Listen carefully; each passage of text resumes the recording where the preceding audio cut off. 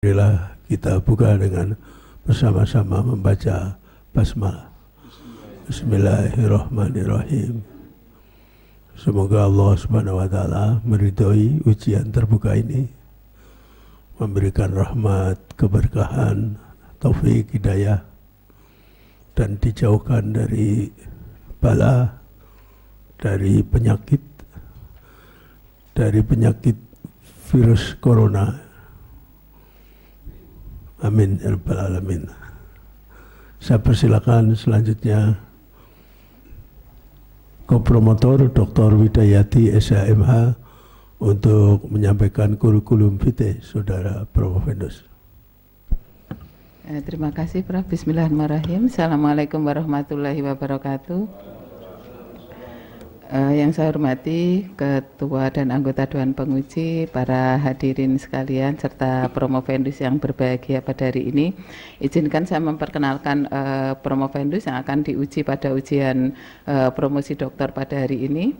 Nama Zainul Arifin, tempat lahir di Demak, tanggal lahir 15 Maret 1970, ini hadiah ulang tahun. Pengennya sebelum ulang tahun sudah ujian, tapi karena situasi jadi sampai hari ini. Pekerjaan anggota Polisi Republik Indonesia, agama Islam, alamat di Jalan Mawar 2 nomor 2 Perumahan Wijaya Kusuma 1 Kelurahan Jogoloyo, Kabupaten Demak. Nama istri Nyonya Adriani Akis.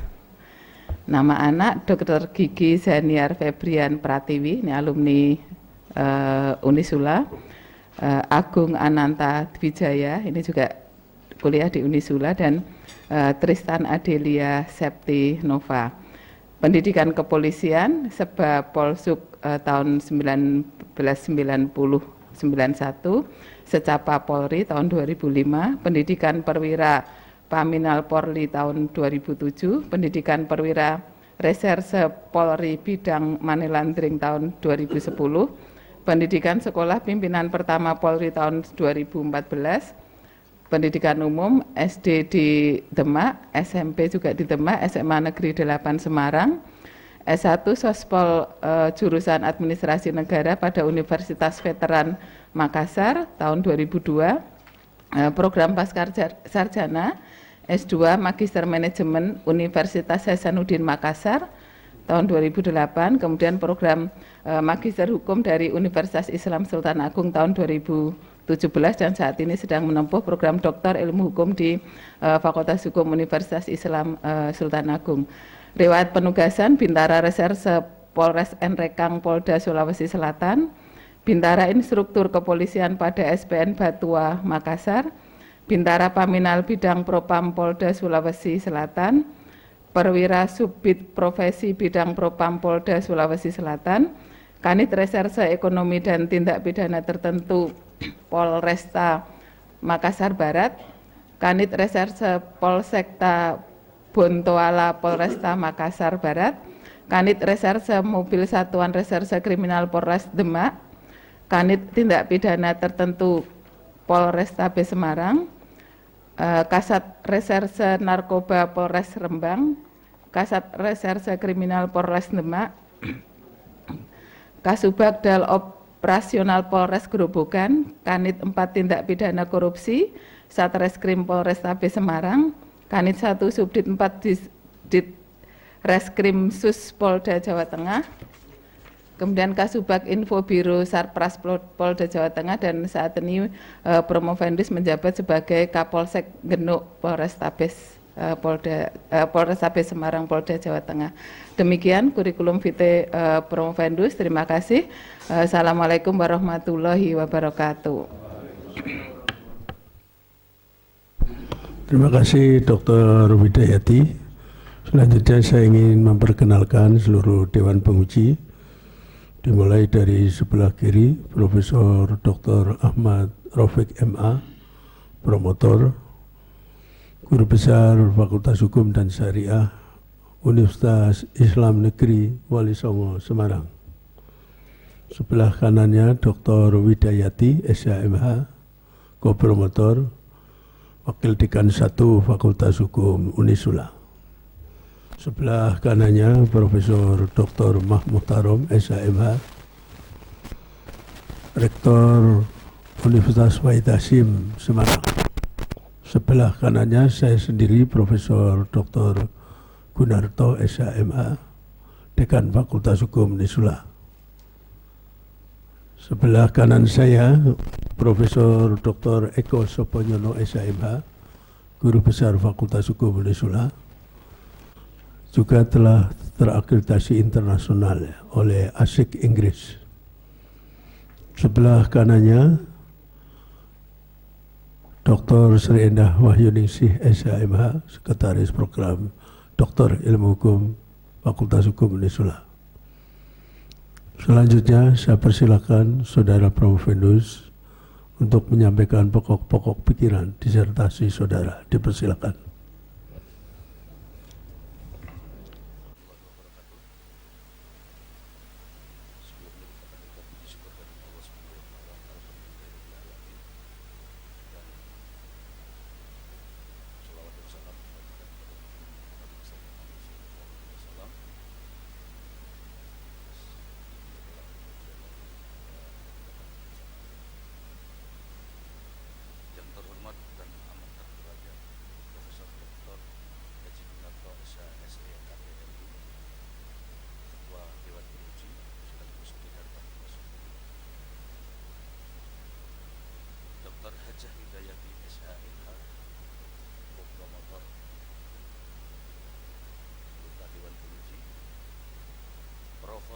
Profesor Dr. Haji Ahmad Rafiq MA, anggota Dewan Penguji selaku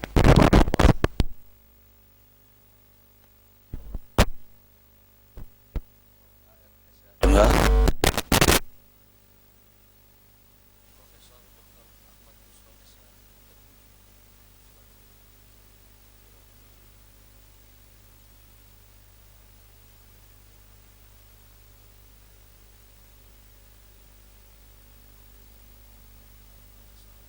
Profesor Dr. Eko Soponyono SHMH, Dr. Hajah Sri Endah Wahyuningsih SHMI, dan Dr. Hajah Anis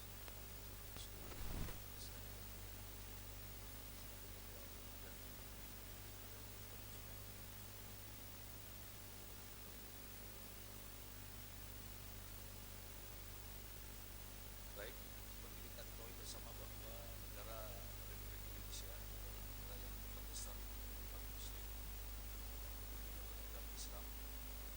Sebagai umat muslim meyakini bahwa menjalankan Islam kelima adalah suatu kesempurnaan sebagai ibadah. Dengan demikian, mayoritas umat muslim yang ada di Indonesia ingin kesempurnaan itu dan ingin menjalankan ibadah haji sekali seumur hidup. Namun kondisi yang diharapkan ini tidak sesuai dengan kondisi yang ada. Arab Saudi, Kerajaan Arab Saudi sebagai negara yang menyembah Mekah dan Ka'bah sebagai kiblat. Karena terlalu banyak pendaftar haji di Indonesia, maka masyarakat menginginkan ibadah umroh sembari menunggu waiting list untuk melaksanakan ibadah haji. Dengan biaya yang lebih besar juga masyarakat ingin melaksanakan haji dengan paket haji khusus. Antusiasme umat muslim di Indonesia terhadap ibadah umrah dan haji ini merupakan sumber rezeki bagi beberapa orang. Di setiap tahun ada puluhan agen travel umrah dan haji yang terbit di negara Republik Indonesia ini. Namun ketika warga negara Indonesia yang sebagai calon umrah ini, calon jemaah umrah ini mengalami permasalahan hukum, persoalannya adalah perlindungan hukum tidak berpihak kepada calon jemaah haji yang bermasalah. Tentunya sebagai warga negara Indonesia, kita semua sangat hafal dengan kondisi saat ini. Warga yang menginginkan paket umroh murah.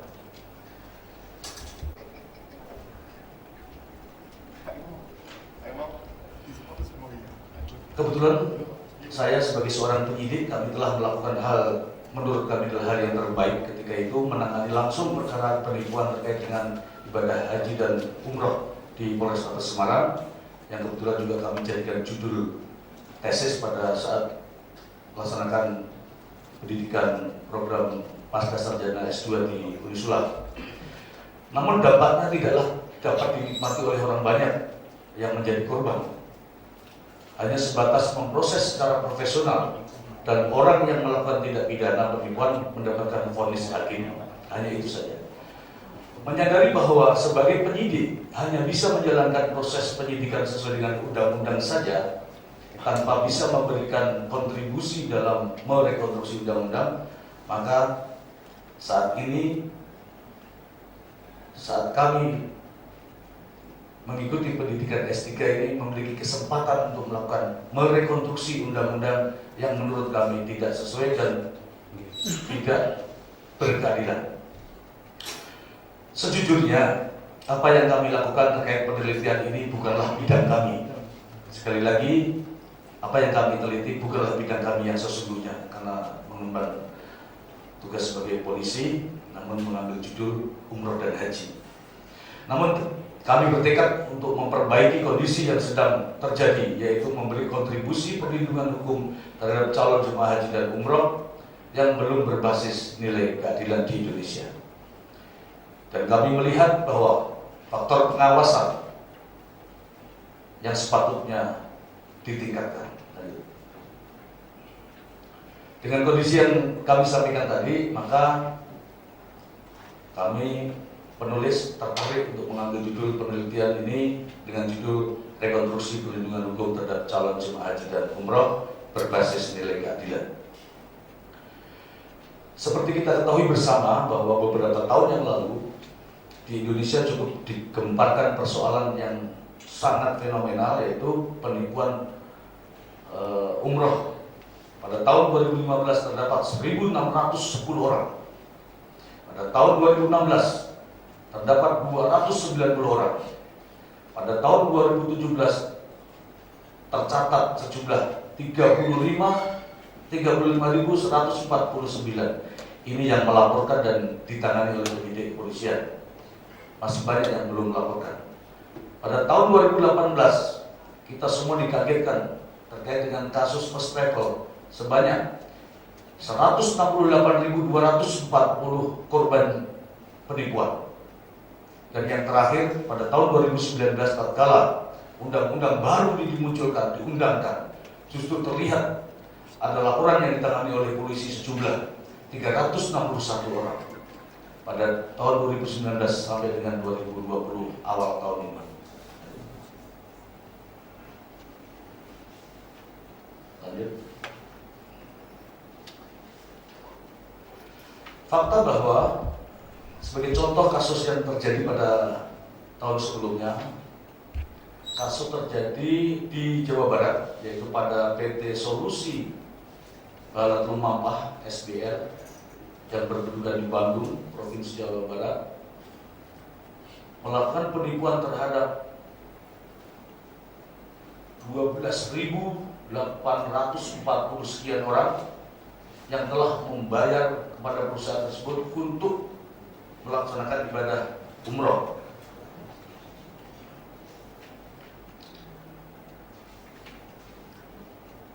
PT Solusi Balatung Mampah menawarkan paket umroh dengan haji plus menggunakan sistem money game atau ponzi dengan harga yang murah, yaitu 18 juta rupiah. Dari promo tersebut puluhan ribu pendaftar yang membayarkan untuk paket umroh dan haji sebanyak 30.237 orang dengan dana yang terhimpun senilai 900 miliar. Sebanyak 17.383 orang yang sudah diberangkatkan dan sisanya 12.845 pendaftar calon jemaah umroh belum diberangkatkan. PT Solusi Balatung Mampah diduga memegang uang pendaftar yang belum diberangkatkan sebanyak 300 miliar. Selain itu, uang dari pendaftar Haji Plus dengan biaya 110 juta per orang telah dihimpun sebanyak 12,84 miliar. Uang sebanyak 300 miliar ini telah digunakan secara pribadi oleh direksi dan staf perusahaan tersebut. Setelah dilakukan penyelidikan lebih dalam, ternyata PT Solusi Balat Lumampa hanya mempunyai izin pemberangkatan umroh saja, tanpa mempunyai izin pemberangkatan haji. First Travel juga memberikan promosi dengan biaya murah di bawah ketentuan Kementerian Agama, yaitu 14.300.000. Atas kasus tersebut, Direktur First Travel dijerat dengan pidana 378-372 KUHP tentang penipuan dan penggelapan, serta Undang-Undang Nomor 19 Tahun 2016 tentang Informasi Transaksi Elektronika.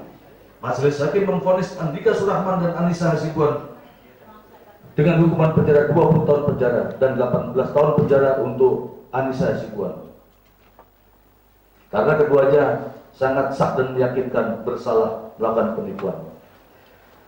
Namun putusan kasasi Mahkamah Agung yang menyerahkan seluruh aset First Travel kepada negara yang tertuang dalam putusan nomor 3096 dan seterusnya, keduanya harus membayar denda 10 miliar.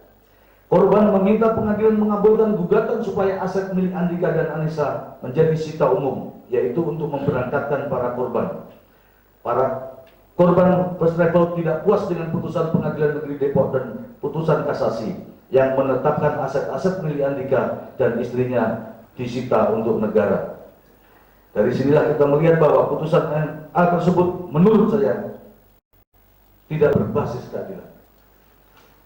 Jadi ketika kasus tersebut ada perbedaan, sama-sama melakukan penipuan terhadap calon jemaah haji dan umroh, sama-sama melanggar pasalnya, namun putusannya yang sangat berbeda. Dari vonis kasus PT SBL 2 tahun penjara dan putusannya adalah mengembalikan uang kepada para korban dengan cara menjual aset. Untuk PT Abutor 20 tahun penjara dengan menjual aset untuk mengembalikan uang pada para korban, walaupun tidak cukup.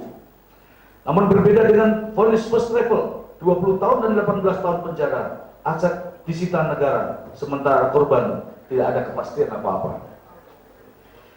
Dari kasus semua itu, proses penyidikannya ditangani langsung oleh penyidik Kepolisian Negara Republik Indonesia. Tidak satu pun ditangani oleh penyidik pegawai negeri sipil. Dan dari kasus tersebut, tindak pidana penipuan dan penggelapan, semua tersangka dijerat dengan pasal tersebut. Sementara undang-undang sebelumnya, yaitu Undang-Undang Nomor 13 Tahun 2008 tentang penyelenggaraan ibadah haji tanpa umroh, namun di dalam undang-undang di sini isinya terdapat umroh. Pada bab 15 pasal 63 dan pasal 64 mengatur ketentuan pidana, namun pasal tersebut tidak pernah digunakan dalam menjerat pembinaan terhadap para tersangka. Lanjut.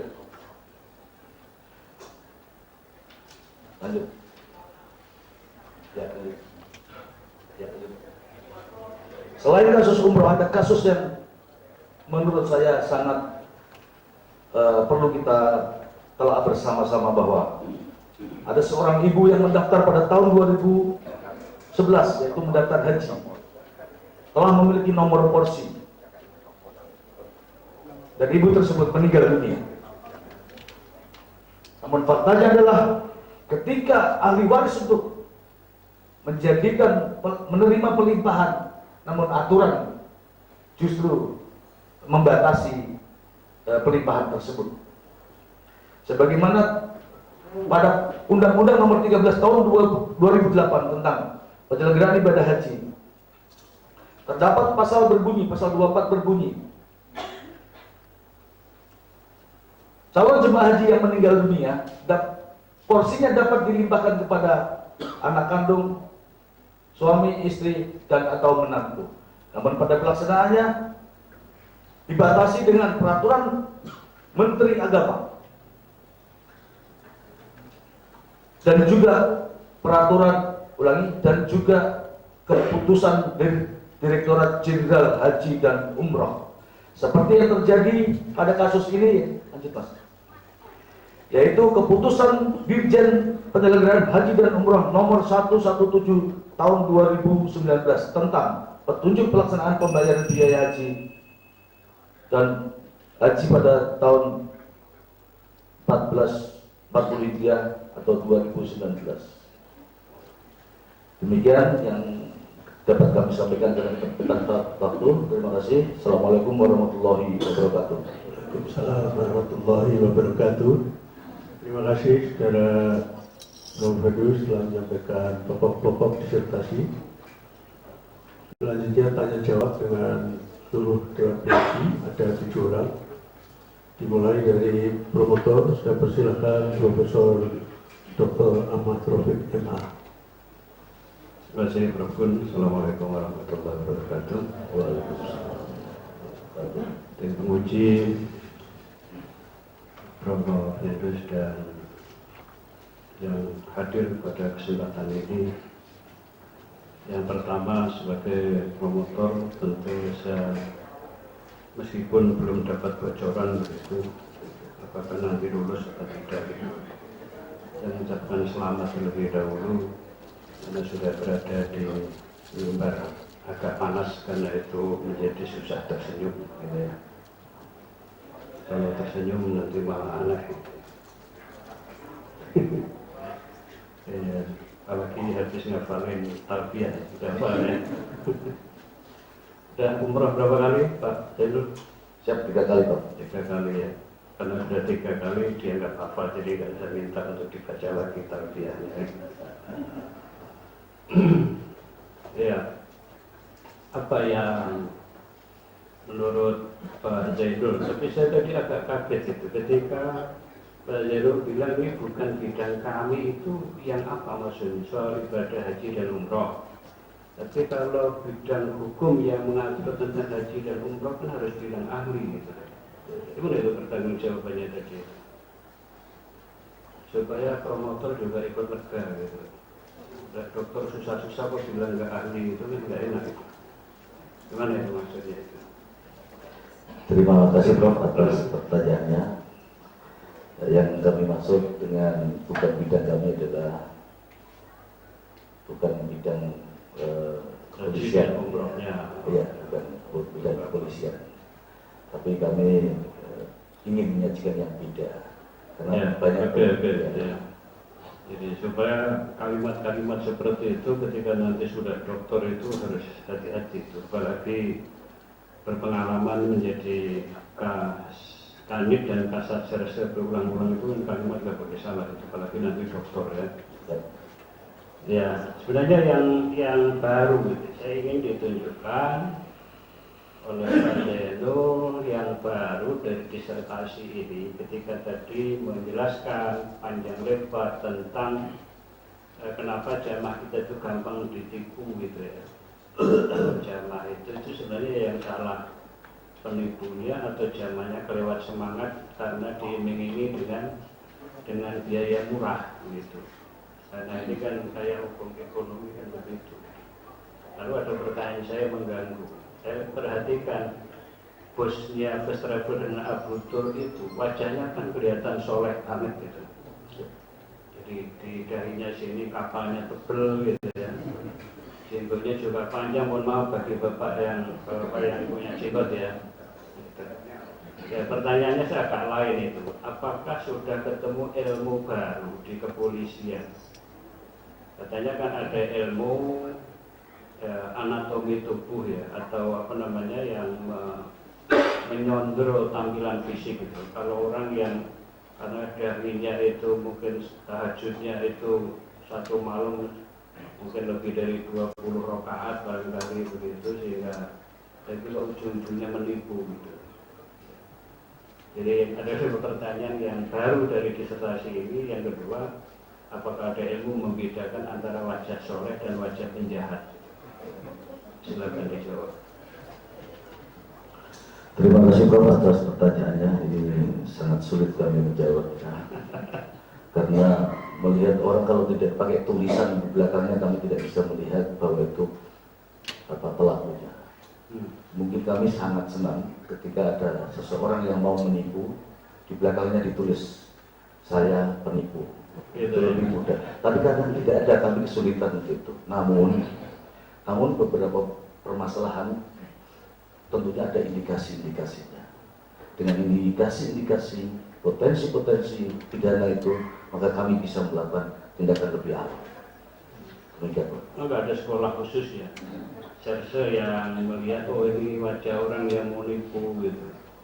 Tidak ada untuk itu, Prof. Nggak ada, Itu harus, ya. harus diperlihatkan profilnya dulu dari perjalanan hidupnya. Karena pasti nggak ada kalau yang diminta mau nipu tapi dia bilang saya mau menipu, itu kan juga nggak ada ya. Ya, Prof. Ya.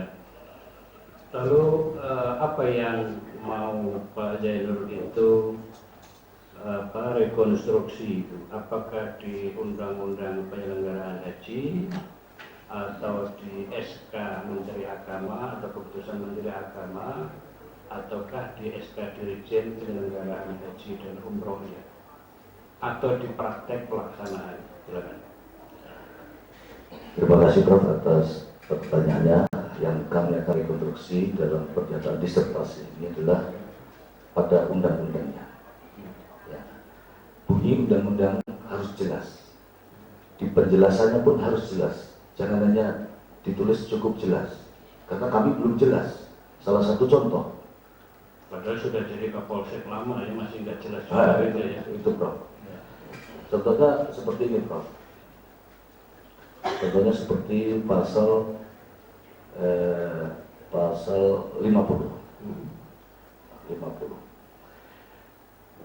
Dalam undang-undang sebelumnya tertulis seperti ini bunyinya, bahwa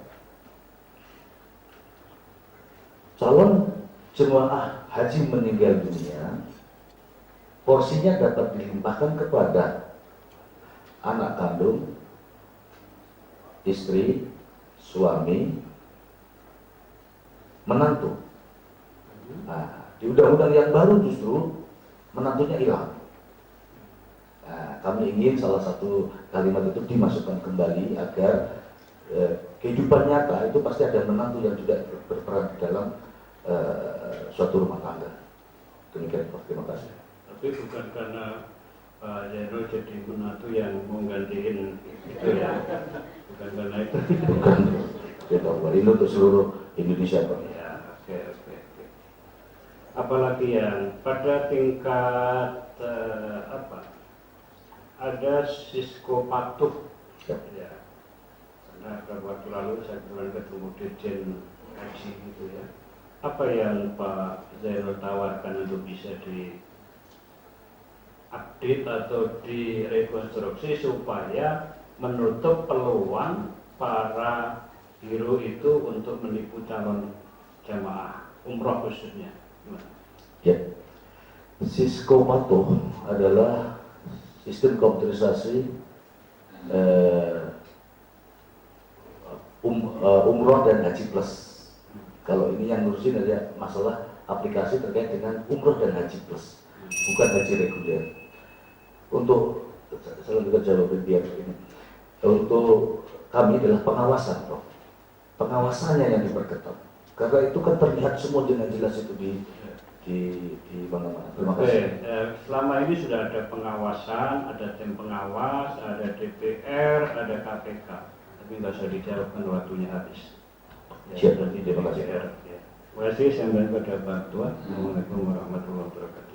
Warahmatullahi wabarakatuh. Terima kasih Profesor Dr. Ahmad Taufik MA. Saya persilakan selanjutnya Dr. Widayati SHMA.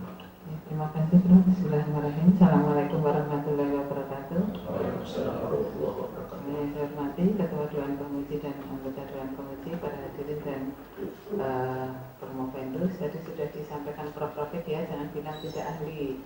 Nanti kalau sudah nulis ini berarti ahlinya panjenengan, gitu. Ahli haji dan umroh itu panjenengan. Jadi kalau ada persoalan berkaitan dengan haji dan umroh larinya ke Pak Zainul gitu ya, Pak Zainul Arifin. Jadi ahli dalam bidang kepolisian dan ahli dalam bidang haji dan umroh gitu. Nanti kalau ada biro haji yang punya persoalan larinya panjenengan. Ada jamaah umroh yang ketipu larinya panjenengan gitu ya.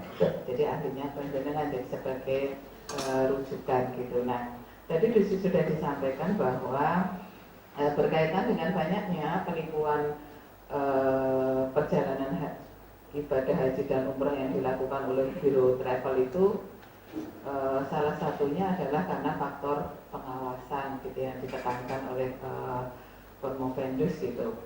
apakah hanya faktor pengawasan saja gitu, karena kalau saya berpikir bahwa penyelenggaraan ibadah haji dan umroh yang dilakukan oleh Biro Perjalanan itu, Biro Travel itu seharusnya dimulai dari prosedur pendirian bironya, kemudian sampai penyelenggaraannya, kemudian sampai pada jamaah haji dan umroh itu bisa berangkat sampai pulang kembali ke tanah air. Supaya jamaah haji dan umroh, calon jamaah haji dan umroh itu mendapatkan perlindungan hukum, karena ini fokusnya pada perlindungan hukum, yang menurut Promovendus merasa bahwa situasi existing sekarang ini belum berkeadilan gitu ya, sehingga Promovendus berharap bahwa penyelenggaraan ibadah haji dan umroh tidak merugikan jamaah gitu. Coba dijelaskan prosedur pendirian Biro Travelnya itu seperti apa supaya berkeadilan nantinya gitu. Ya. Selain yang sudah ada dalam undang-undang kaitannya dengan agar terjadinya perlindungan terhadap jamaah, seperti disampaikan tadi bahwa pengawasan yang kami tonjolkan bukan berarti mengawasi saja, namun juga melakukan penindakan. Seperti yang terjadi di Genuk misalnya, di Genuk ada salah satu biru, karena sudah bisa berjalan selama 1 tahun tanpa ada yang turun mengawasi, menindak dan sebagainya. Sudah setahun berjalan baru datang. Artinya apa? Sudah sekian banyak calon jemaah. Jadi pengawasannya yang harus diperketat untuk proses perizinan tentunya yang dari provinsi mengajukan sebagaimana yang sudah dalam persyaratan, seperti telah melakukan travel wisata, kemudian ada perusahaan memiliki riwayat perusahaan di bidang wisata, kemudian mengajukan ke Kemenak Pusat. Nah, setelah Kemenak Pusat menerbitkan izin tersebut, Kemenak Pusat kan lepas begitu saja. Karena apa? Menyerahkan langsung kepada yang ada di provinsi. Sehingga provinsi karena tidak merasa menerbitkan izin, sehingga tidak juga melakukan pengawasan secara maksimal. Itulah yang terjadi. Dan ini fakta demikian. Jadi pengawasan penekanannya pada pengawasan yang tidak maksimal ya. Ya. Seharusnya pengawasannya bagaimana supaya maksimal itu? Ya. Terima kasih Dr. Hadza Widayati SMH selaku co-promotor yang atas pertanyaannya. Pengawasan yang sebaiknya, ini kalau saya lihat di dalam undang-undang adalah semua menteri judulnya ini, menteri melakukan pengawasan terhadap PPIU, penyelenggara perjalanan ibadah umroh. Tapi faktanya tidak mampu tuh kementerian melakukan pengawasan di daerah-daerah, seperti di buktinya ada. Yang kami sarankan betul-betul dalam bidang di Kemenak itu sub bagian pengawasan dan penindakan. Ya tugasnya yang mengawasi, menindak, sehingga tidak tumpang tindih kegiatannya. Demikian, terima kasih. Tadi yang kaitan dengan pengawasan tadi di pasal 100 kan Promovendus ingin melakukan rekonstruksi ya, pengawasan ibadah umroh sebagaimana dimaksud dalam pasal 9 itu dilaksanakan secara terpadu dengan kementerian atau lembaga terkait. Nah, ini Promovendus merasa bahwa tidak jelas nih kementerian dan lembaga terkait itu mana. Usulan Promovendus lembaganya siapa ini? Justru disitulah kami cari, tidak ada. Usulannya Usulannya melibatkan kepolisian negara Republik Indonesia. Karena panjangnya Pak Polisi ya. Siap. Terus berikutnya, ini ada banyak kelemahan tentang penyelenggaraan ibadah haji dan umroh. Promovendus membandingkannya dengan wisdom internasional. Negara yang menjadi rujukan adalah Malaysia, Turki, Iran, dan Arab Saudi. Arab Saudi juga ya. Coba dijelaskan nilai apa yang bisa diambil dari penyelenggaraan ibadah haji dan umroh di Malaysia, Turki, Iran, dan Arab Saudi sehingga bisa berkeadilan menurut Promovendus. Baik, terima kasih Dr. Hadza Widayati SMH atas pertanyaannya. Kami buka dulu catatannya bahwa di Malaysia itu penanganannya tidak seperti di Indonesia. Kalau di Malaysia, setahu saya fleksibel pembayarannya, tapi kalau jumlah pembayarannya. Tapi kalau di negara Indonesia, salah satunya adalah harus menunggu keputusan daripada DPR.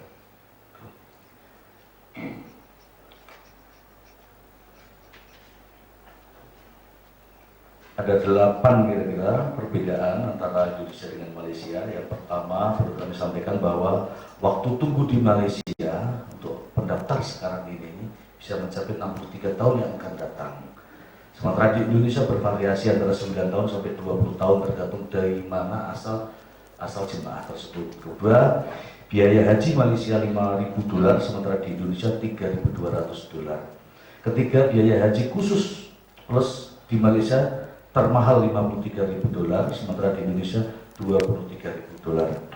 Keempat, kuota haji Malaysia pada tahun 2019 sebanyak 27.900 orang, sementara di Indonesia lebih banyak, yaitu 221.000 haji reguler.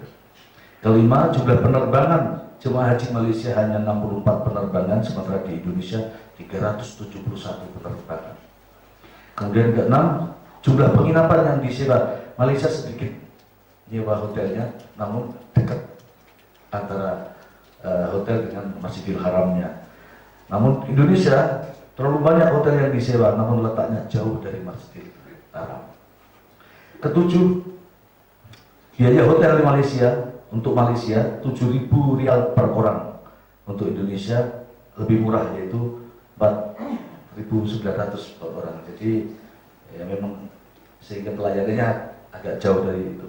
Kedelapan, pembiayaan haji Malaysia bisa dilakukan fleksibel seperti yang kami jelaskan tadi. Untuk di Indonesia harus menunggu keputusan daripada DPR. Terima kasih. Kalau di Arab Saudi apa yang harus dikoordinir atau bisa jamaah haji itu pergi sendiri-sendiri, umroh haji itu bisa jadi sendiri. Nah, ini sesuai dengan tulisan panjenengan ini, izin internasionalnya salah satunya adalah Arab Saudi. Kalau di Terima kasih Dr. Haja Hidayati. Jadi Arab Saudi penentu kebijakan itu. Jadi kita harus menyesuaikan apa yang menjadi keluar dari kebijakan. Untuk negara Arab Saudi sendiri dikoordinir oleh organisasi haji dan ziarah. Ya. Berarti ada yang bisa, hikmahnya bisa diambil di Indonesia bahwa apa ini dari Malaysia tadi yang Pak Zainul sampaikan gitu. Kira-kira nilai yang bisa diambil dari Malaysia itu apa? Nah, di Malaysia tentunya yang bisa kita implementasikan di Indonesia. Bisa seperti pengelolaan haji, tidak harus menunggu DPR, SBK. Ya, terima kasih. Jadi nanti ini rumusan rekonstruksinya diperjelas nih Pak. Harus ada rumusan perubahan pasalnya seperti apa. Jadi nanti kita diskusikan. Terima kasih, saya kembalikan ke Ketua Dewan Pembeci, kurang lebihnya mohon maaf. Assalamualaikum warahmatullahi wabarakatuh. Waalaikumsalam warahmatullahi wabarakatuh. Terima kasih Dr. Hidayati SMA. Saya persilakan selanjutnya Profesor Dr. Mahmud Tarok SMA. Terima kasih Profesor Komarudin selaku pimpinan sidang. Dewan Penguji yang saya hormati, hadirin yang saya muliakan, dan saudara Promovinus Mas Zainul Arifin. Ini saya tanya enggak masalah haji dan umroh. Saya tanya terkait dengan tugas polisi saja. Kan dasar penyidikan dari penyidik itu kan bisa dalam tertangkap tangan dan di luar tertangkap tangan. Yang di luar tertangkap tangan meliputi apa saja ya? Silakan. Terima kasih Prof atas pertanyaannya. Yang di luar tertangkap tangan, yang di luar tertangkap tangan itu ketika ada laporan, laporan atau pengaduan atau emergency call misalnya. Kalau yang tertangkap tangan, yang di luar tertangkap tangan, yang tertangkap tangan nggak tahu saya. Ketika ada pengaduan maka kita ada laporan maka kita ada pengaduan orang satu. Laporan, pengaduan, kemudian informasi. Nah, pengetahuan sendiri. Ya, penyidik, ya, iya kan? Nah, pengetahuan sendiri penyidik 3 itu. Ya, betul. lupa itu yang satu. Ya, ini penting kenapa? Saya tanya itu. Haji umroh itu kan jelas. Berapa harga tiket pesawat, berapa hotel, berapa makan. Ya.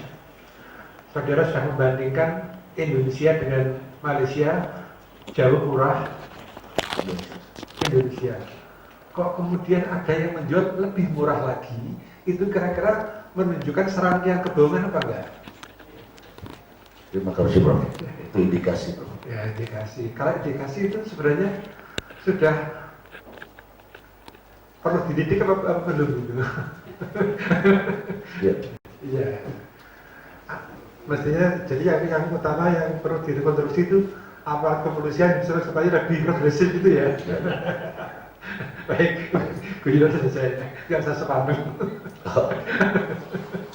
Ya, karena gini, hasil saya bermitra dengan kepolisian lebih dari 15 tahun sebagai ahli, kemudian juga apa yang disampaikan oleh OJK, ada 3 indikasi bisnis itu. Satu yang berbau magic, kedua pembagian keuntungan yang melampaui batas kewajaran, dan yang berbau multi level. Itu dapat dikatakan 99,990% adalah penipuan. Ya, ini kita masih ingat yang ditangani Polda dulu seperti kasusnya penggandaan uang, ya. Bahkan penyidik pun dibikin pusing karena penyidik mau memeriksa yang namanya si Muntoha itu. Pak, jangan dibakar tuh rokoknya. Apa? Itu ada uangnya Pak. Ternyata di dalam rokok penyidik Samsu itu setelah dibuka ada uang $100. Rokoknya sendiri itu $100. Bahkan Pak Khairul Rasyid suruh sholat 2 rakaat di ruang Kapolda itu. Kertas koran disobek, ditaruh di bawah sajadah. Setelah sholat 2 rakaat suruh buka, berubah menjadi $10.000 Singapura, dan itu ditukar uang ke supir laku. Setengah jam saya muter lagi, tanya lagi, ternyata uangnya masih. Nah, ini kan berbau magic. Itu kan kalau kita kembali pada sejarah Nabi, itu kan jin hanya memindahkan, tidak bisa mengadakan dari tidak ada menjadi ada. Karena mohon maaf, penipuan ala 3 ini itu 97% tuh mungkin memakai bahasa agama. Nah, dalam menghadapi hal yang demikian, apa kira-kira yang dapat dilakukan oleh pihak kepolisian untuk mengantisipasi terjadinya hal-hal yang demikian sedini mungkin bersifat preventif sehingga mampu menciptakan perlindungan terhadap masyarakat? Ini konsep pemikiran seorang dokter. Saya ingin penjelasannya. Sudah Bro. Ya. Terima kasih Bro atas pertanyaannya.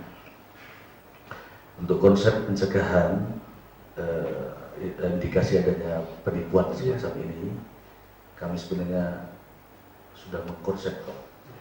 Nanti setelah kami lulus menjadi dokter, buku kami akan kami terbitkan terkait konsep-konsep mengantisipasi terkait dengan penangkal tipu umroh itu. Ya, satu di antaranya adalah pastikan bahwa biru tersebut berizin. Tanyakan. Kemudian biaya, bandingkan biaya. Kalau biaya yang lain 20 juta, 20 juta, 20 juta, kalau ada yang mau umroh itu kok 15 juta, itu penipuan, indikasi penipuan.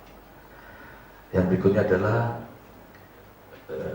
ada yang terlihat nyata, misalnya daftar 5 gratis 3, misalnya. Itu jelas-jelas itu indikasi penipuan. Yang biasanya 3 beda 1 gitu. Ya, ini indikasi-indikasi begini seharusnya Prof, seperti yang Prof tadi menemukan sendiri itu, menemukan semestinya pengawas itu sudah langsung action di situ. Jadi yang saya harapkan begitu. Siap. Jadi yang namanya penyidik tidak harus menunggu laporan, menunggu pengaduan gitu ya, tapi harus ada langkah-langkah intelijen. Kan tidak hanya penyidik yang hanya menunggu laporan, tapi kan kepolisian ada aparat lain yang juga bergerak di bidang itu. Siap. Oke, saya tunggu bukunya. Semoga nanti bisa bermanfaat. Terima kasih. Terima kasih. Waktu saya kembalikan pada pimpinan sidang. Terima kasih Profesor Dr. Mahmud Tarom, SIMH. Saya ingin melanjutkan penguji sebelumnya. Ini di halaman 360 ya. Ada gagasan baru dari saudara yang merupakan syarat untuk menjadi doktor. Ini pasal 112 Undang-Undang Nomor 8 Tahun 2019 tentang penyelenggaraan haji dan umroh. Itu mengatur tentang kewenangan penyidik PNS. Ada penyidik PNS, ada penyidik kepolisian. Pasal ini yang C sama G itu memberikan kewenangan kepada penyidik PNS untuk melakukan yang C itu penggeledahan dan penyitaan barang bukti, yang G itu Penangkapan penahanan. SP3 Ya, penghentian penyidikan. penghentian penyidikan. Ini betapa sulitnya penyidik PNS diberi kewenangan untuk melakukan penggeledahan dan penyitaan. Itu yang rasional begitu, tapi coba dijelaskan beberapa alasan mengapa pasal itu saudara hapus ya, sebagai pemikiran gagasan baru saudara. Dipersilakan. Terima kasih Prof atas pertanyaannya. Mohon izin Komitikus mencoba untuk memberikan jawaban bahwa dari kasus perjalanannya kasus penipuan haji dan umroh, semua laporan datanya dari korban kepada Kepolisian Negara Republik Indonesia. Jadi dasarnya adalah laporan. Tidak satupun kasus yang dari hasil temuan pengawasan atau penindakan daripada PNS Kemenang. Dengan dasar itu maka seharusnya ketika undang-undangnya ada, ancaman hukumannya ada, pidananya ada di situ. Kenapa tidak digunakan sebagai undang-undang yang spesialis? Namun masih polisi, penyidik kepolisian negara Republik Indonesia masih melakukan penerapan pasal 372-378. Tiba-tiba pada undang-undang yang baru ini undang-undang baru, undang-undang yang dikeluarkan pada tanggal 26 April 2019, jadi masih baru.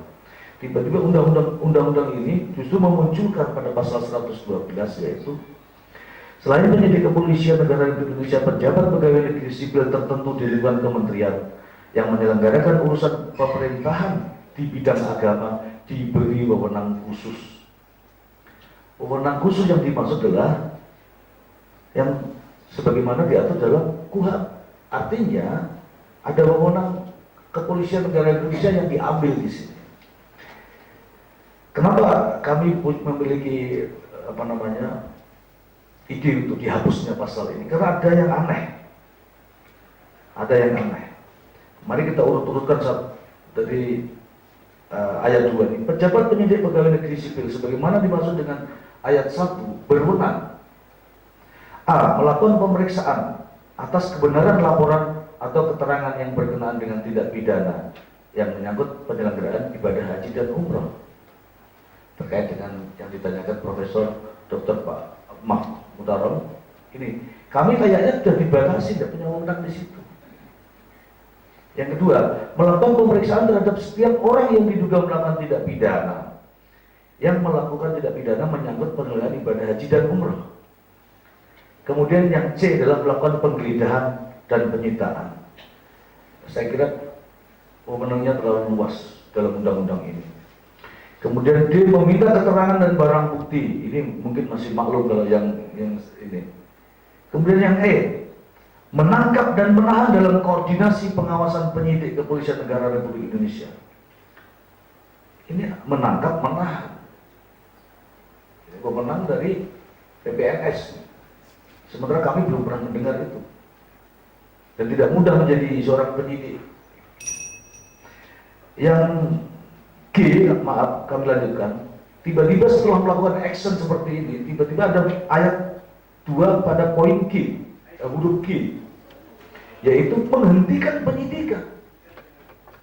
Loh, ini bekerja, tahu-tahu menghentikan. Ini endingnya nanti, ini kalau misalnya polisi mau melaksanakan kegiatan supervisi, kenapa kasusnya dihentikan? Nah, ini kewenangan kami ada di dalam undang-undang, kami repot jadinya. Untuk itu maka kami usulkan untuk dihapus saja wewenang ini, karena tidak ada manfaatnya. Terima kasih. Ya, terima kasih karena waktu habis. Selanjutnya saya persilakan Profesor Dr. Eko Sopoyono, SHMH. Prof. Assalamualaikum warahmatullahi wabarakatuh. Waalaikumsalam. Ya, aman belajar Prof. Kun, Prof. Ahmad Rafiq, Prof. Arom, Ibu Widayati, Associate Profesor, Associate Profesor Ibu Dr. Amis, dan Associate Profesor Ibu Dr. Eda. Terbaik di sini. Bapak Prof. dipersilakan muncul dulu. Ya, Bro. Terima kasih, Bro. Sudah disediakan. Tuh. Gak apa-apa, Bro. Masih kuat, Bro. Berarti nggak ada perlindungan hukum. Nah, iya, Bro. Iya, Bapak mohon berkenan karena berbicara masalah perlindungan hukum. Secara teoritik ini kan begini Bapak, mohon maaf. Nanti kalau ini tidak ada di dalam disertasi, ini masukan saya nanti Bapak. Yaitu bahwa hukum itu kan satu sistem. Sudah barang pasti ada subsistem di dalam cara berpikir hukum sebagai satu sistem. Yaitu ada subsistem hukum pidana, ada subsistem hukum perdata, ada subsistem hukum tata negara, seperti itu. Dan dengan juga kalau di dalam disertasi ini ditulis perlindungan hukum, sudah berang pasti nanti kalau jadi buku, yang membaca mesti tanya, ini perlindungan hukum yang subsistem mana?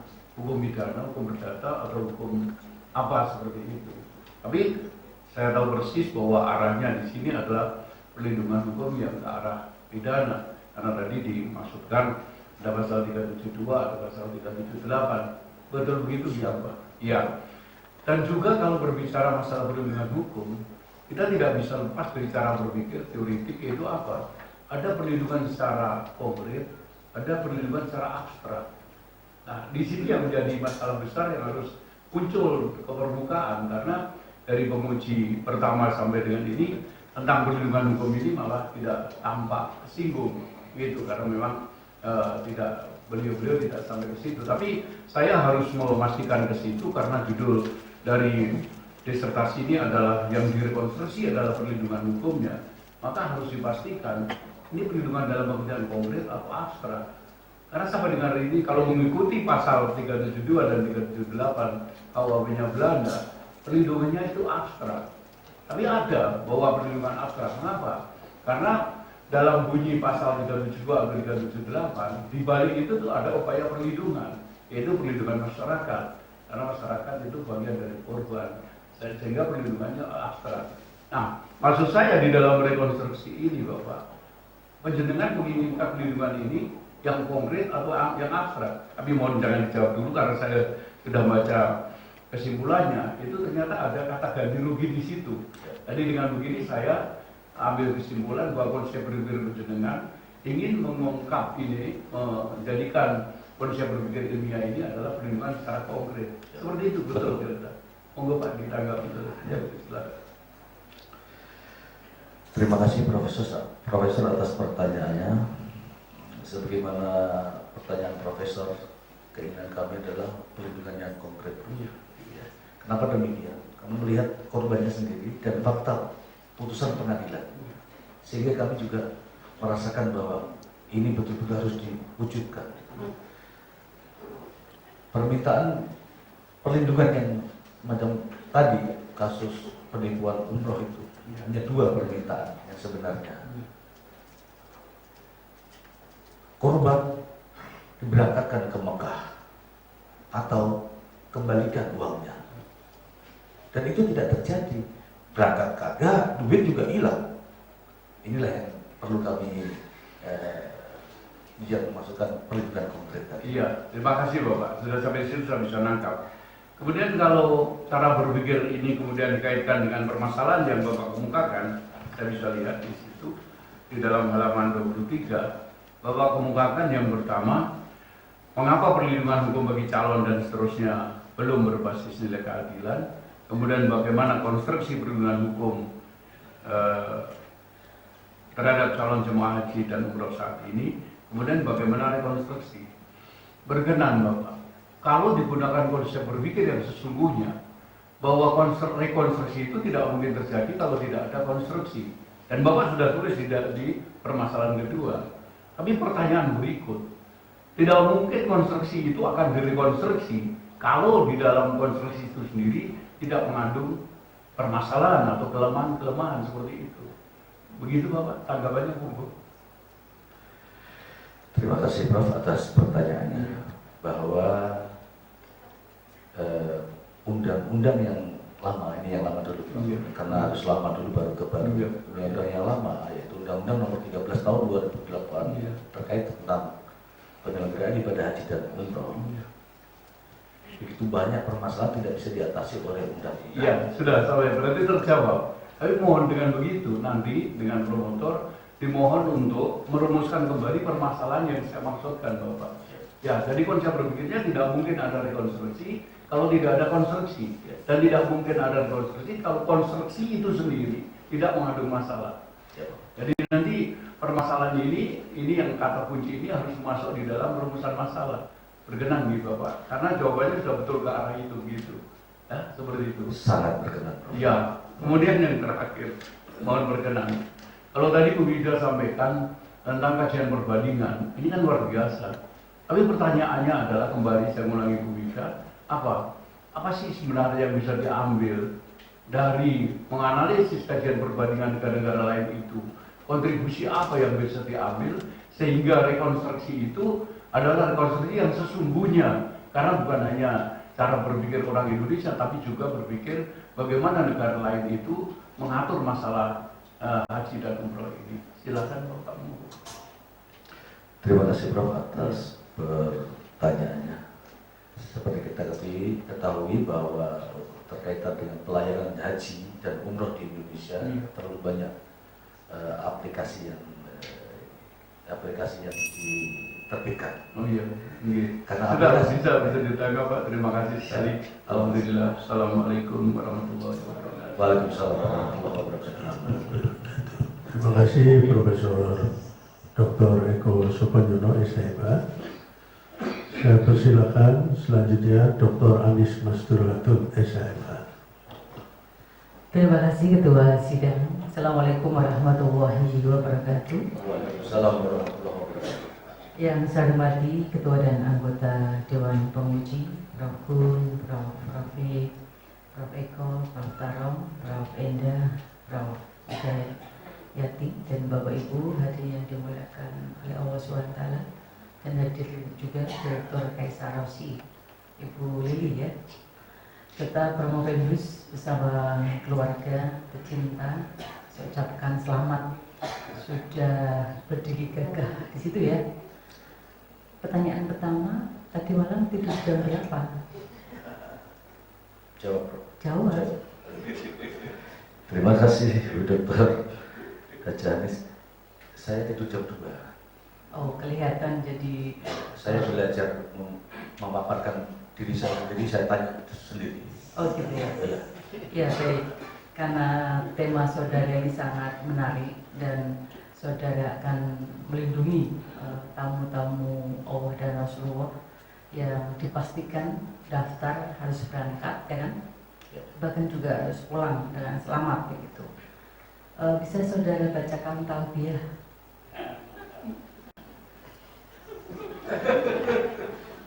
Bisa. Pelan-pelan ya, biar ini juga kita, karena sampai saat ini masih ditutup, boleh sampai saat ini ditutup ya untuk kegiatan umroh dan haji ya. Silakan. Bismillahirrahmanirrahim. Labbaik Allahumma labbaik, labbaik la syarika lak, Innal hamda wa nikmatala wa mulkala sarikala. 100 ya.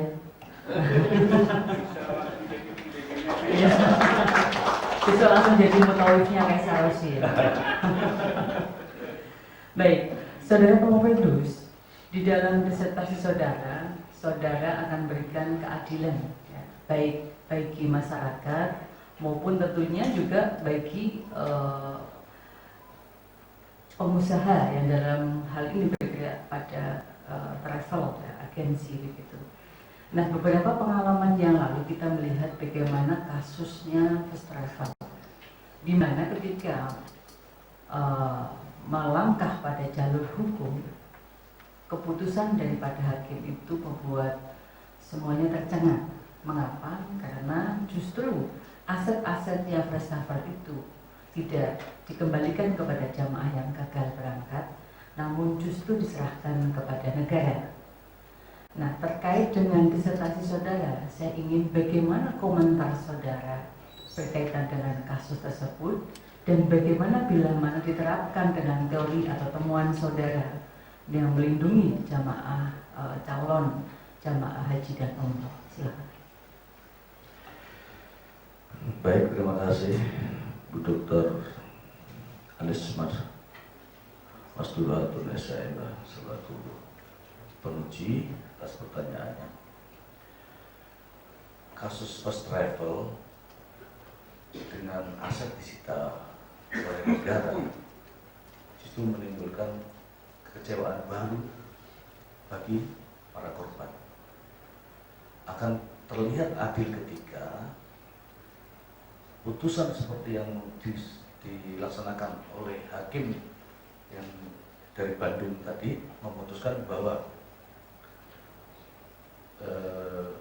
hukuman penjara menjual aset dan berapapun aset tersebut bagi kepada para korbannya itu lebih adil daripada untuk negara nggak bikin apa-apa kok, malah asetnya ke negara. Justru masyarakat, sekian ribu masyarakat itu kesana kemari bingung mencari hartanya. Saya yakin masyarakat atau korban itu tadi, ketika aset itu tidak cukup, berapapun yang diterimanya itu adalah suatu keadilan karena memang sudah habis asetnya misalnya. Daripada aset yang ada dikembalikan kepada negara atau diserahkan kepada negara, justru menimbulkan ketidakadilan baru ketika itu dilaksanakan.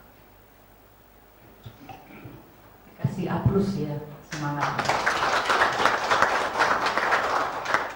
Pemofendus, kalau kita melihat perjalanan dalam membuat sebuah produk peraturan perundang-undangan itu sangat lama dan panjang prosesnya. Nah, kira-kira menurut saudara dalam waktu yang sangat dekat sebagai upaya perlindungan secara preventif, menurut saudara apa yang mesti saudara lakukan agar meminimalisir terjadinya korban masyarakat kita yang mendaftar ikut daftar umrah maupun haji yang menjadi korban daripada mereka yang tidak punya itikat baik, yang termasuk yang bisnis-bisnis gelap itu. Silakan. Terima kasih Dokter atas pertanyaannya. Sebenarnya undang-undangnya ada bunyinya semacam itu. Jadi pemerintah wajib melindungi dan sebagainya, termasuk dalam undang-undang perlindungan konsumen juga ada. Yang jadi masalah adalah pelaksanaannya, yang tidak memberikan perlindungan terhadap korban. Iya, diselamatkan oleh timer ya, baru pemanasan ya Pak ya. Terima kasih Ketua Sidang. Assalamualaikum warahmatullahi wabarakatuh. Waalaikumsalam warahmatullahi wabarakatuh. Terima kasih Dr. Anis. Saya persilakan Dr. Sri Endah Wahyuningsih, SHMA. Terima kasih. Bismillahirrahmanirrahim. Assalamualaikum warahmatullahi wabarakatuh. Yang saya hormati Ketua dan anggota Dewan Penguji, para hadirin yang saya muliakan serta Pemofendus yang berbahagia. Ini sudah mulai senyum-senyum ya, karena ini pertanyaan terakhir dari saya. tadi saudara sampaikan bahwa kebanyakan kasus umroh yang bermasalah itu dijerat dengan pasal 372 dan 378 KUHP. Pembangunan hukum pidana apapun itu tahap fungsionalisasi hukum pidana, baik itu pada tahap formulasi, tahap aplikasi maupun tahap eksekusi, itu harus berdasarkan pada nilai-nilai keseimbangan. Artinya keseimbangan yang berorientasi pada perlindungan pelaku dan korban, perlindungan antara masyarakat dan individu, serta antara kepastian hukum dan keadilan. Dari perkara atau kasus yang saudara teliti, tadi kasus SBL itu hanya dihukum 2 tahun penjara, dipidana 2 tahun penjara. Kemudian Abu Tur 20 tahun, dan First Travel 20 dan 19 tahun, dan 18 tahun. Ini kan ada suatu disparitas yang sangat tinggi putusan hakim mengenai perkara yang mirip-mirip ya, melanggar undang-undang tentang umroh dan haji. Tolong saudara jelaskan analisis saudara bagaimana ada dengan disparitas pidana yang dijatuhkan oleh hakim ini. Silakan. Terima kasih Dr. Hajah Sri Indah Wahyuningsi SHMHUM atas pertanyaannya. Sebagaimana fakta di kenyataan menegakkan hukum, vonis yang terjadi tidaklah sama, perbuatan yang dilakukan sama. Jadi saya rasa ketika hakim memutuskan harus melihat mungkin jurisprudensi. Kenapa bisa beda? Perbuatan yang sama, jamaah yang begitu banyak juga, kemudian kerugian yang begitu banyak. Begitu di sidang pengadilan, justru hakim mengambil keputusan justru berbeda. Justru menimbulkan kontroversi. Ketika SBL diputuskan, tidak ada gonjang-ganjing, tidak ada media massa yang menyorot tentang kaitannya dengan putusan tersebut. Ketika Abu Tur divonis, Hamzah Mamba divonis 20 tahun dengan asetnya dijual kemudian diserahkan kepada seluruh jamaah yang dirugikan, tidak ada masalah. Tapi begitu masuk pada kasus First Travel, justru heboh. Mereka mencari keadilan. Berbondong-bondong ribuan manusia datang ke kantor DPR, bawa semua poster-poster dan sebagainya, mencari keadilan. Di mana keadilan? Di mana negara? Di mana negara? Ini kalau sekarang ini misalnya disamakan dengan kasus yang terjadi ini, corona misalnya itu, wabah sama. Jadi corona malah ini coronanya nggak kelihatan, tapi pemerintah sibuk dengan, termasuk kami juga disibukkan dengan corona. Ini artinya apa? Juga kami selalu peneliti menginginkan ketika mengambil keputusan harus benar-benar adil. Adil menurut siapa? Adil menurut tersangka. Kalau tersangka di penjara itu sudah adil, tapi menurut korban belum tentu adil. Kembalikan uangnya atau berangkatkan saya ke Mekah. Tapi kalau sekarang ini Mekah libur. Bagaimana pendapat saudara dengan putusan Mahkamah Agung atas kasus First Travel tadi? Terima kasih Dr. Sri Indah atas pertanyaannya. Korban kecewa. Korban mempertanyakan keadilan. Saya di belakangnya korban, saya juga kecewa, saya juga mempertanyakan keadilan. Karena putusan ini justru mencederai keadilan itu sendiri. Terima kasih. Ya, ini diselamatkan. Sudah diselamatkan, waktunya sudah habis oleh Mas Iluk itu. Terima kasih, saya cukupkan sekian. Assalamualaikum warahmatullahi wabarakatuh. Waalaikumsalam warahmatullahi wabarakatuh. Tepuk tangan untuk saudara Profesor. Terima kasih Dr. Srina Mahyanisi. Selanjutnya saya skorsing ujian terbuka ini untuk memberi kesempatan pada seluruh Dewan Penguji memberikan penilaian dan memberikan istirahat pada saudara Profesor dan Bapak Ibu sekalian. Assalamualaikum warahmatullahi wabarakatuh. Waalaikumsalam. Dengan Fakultas Hukum, para Dewan Penguji meninggalkan ruang sidang.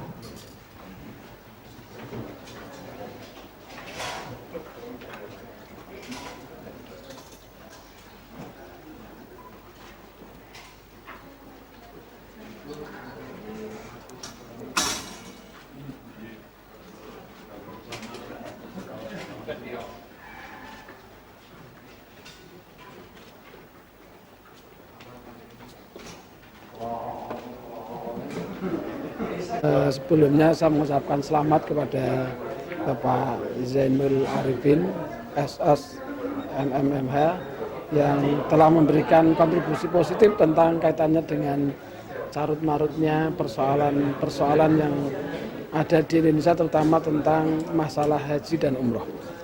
Kami melihat ini satu hal positif bagi keberlangsungan umroh dan haji yang akan dilaksanakan di Indonesia. Terlebih persoalan ini adalah sangat penting dan sangat luar biasa untuk Pak Zainul Arifin. Demikian menurut saya. Tentang penulisan beliau, saya melihat sangat spektakuler di tengah-tengah persoalan-persoalan haji ini. Memang ini bukti yang harus diberikan oleh Pak Zainul tentang bagaimana pemikiran beliau yang tertuang di dalam disertasi doktornya ini. Saya mengapresiasi tentang disertasi dari Bapak Zainul Arifin yang dituangkan di dalam penulisannya itu. Oke. Selamat kepada Pak Zainul Kompol Zainul Arifin, SS MMH, yang mudah-mudahan hari ini menandai diperolehnya gelar doktor bidang hukum di Fakultas Unisula Semarang. Melihat dari ekspresinya tadi mengangkat tentang kasus yang fenomenal, karena kasus, istilah kalau kami memberi bahasa, kasus jual agama sangat laris manis, termasuk yang diangkat yaitu tentang diduga banyaknya biro jasa umroh dan haji yang luar biasa. Masyarakat Indonesia harus cerdas, karena kalau ada hal yang tidak wajar, itu baik harga dan jasa dan lain sebagainya, masyarakat wajib curiga dan waspada bahwa itu ada indikasi yang tidak normal. Ujung-ujungnya adalah yang dirugikan masyarakat sendiri, kena tipu dan lain sebagainya. Maka dari itu kepada seluruh masyarakat Indonesia, khususnya Jawa Tengah dan Kota Semarang, bila mana ada biro haji dan umroh yang pasang tarif di luar harga standar atau harga normal, wajib dicurigai dan wajib tidak percaya. Cross check harga normal berapa di Kemenak atau di dinas-dinas yang terkait yang melayani biro haji dan umroh di seluruh Indonesia. Terima kasih.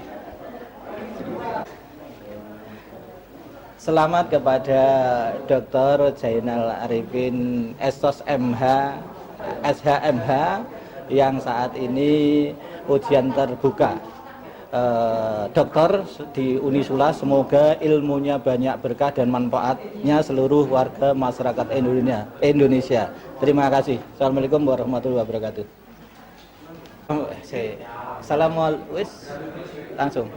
Assalamualaikum warahmatullahi wabarakatuh. Kami atas nama Kampung Demokrasi Pancasila, kampung pertama kali yang di branding di Indonesia yang ada di Kecamatan Dinu, mengucapkan selamat kepada Dr. Zainal Arifin, SOS MH, yang hari ini telah ujian terbuka S3. Semoga ilmunya berkah manfaat untuk masyarakat Indonesia khususnya warga Semarang dan Jawa Tengah. Wassalamualaikum warahmatullahi wabarakatuh. Assalamualaikum warahmatullahi wabarakatuh.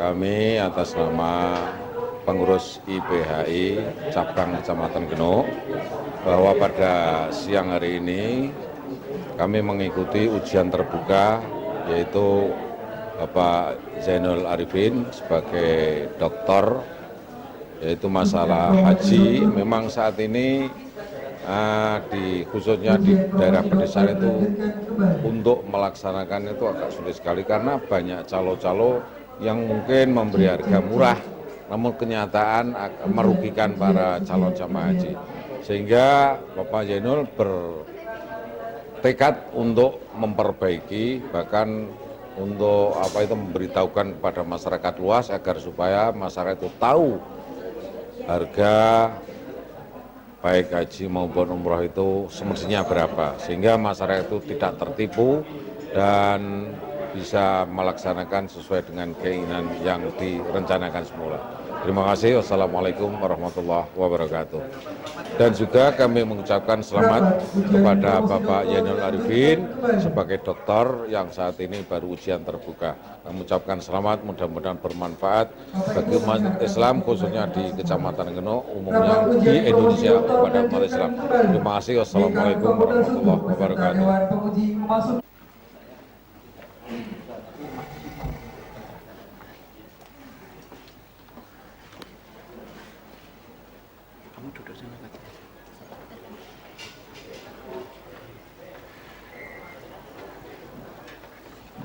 Kembali ke tempatnya, saya tempatnya tidak di sini. Ya.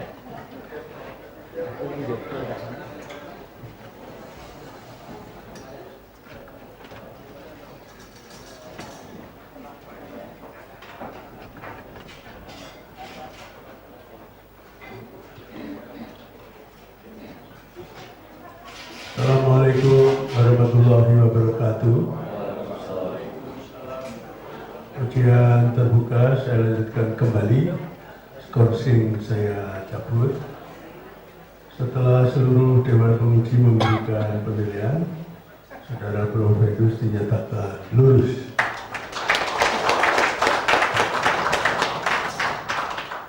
Dengan nilai 3,81,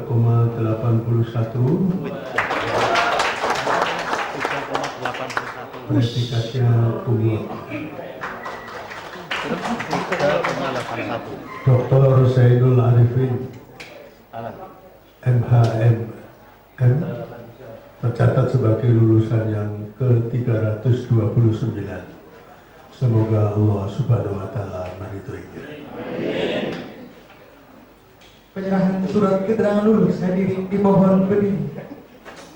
Dr. Zainul Arifin SOS MMH dimohon menempatkan diri.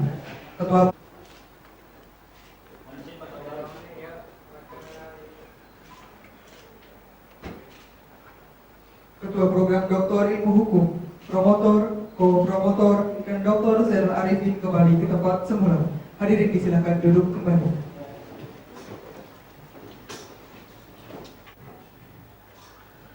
Assalamualaikum warahmatullahi wabarakatuh.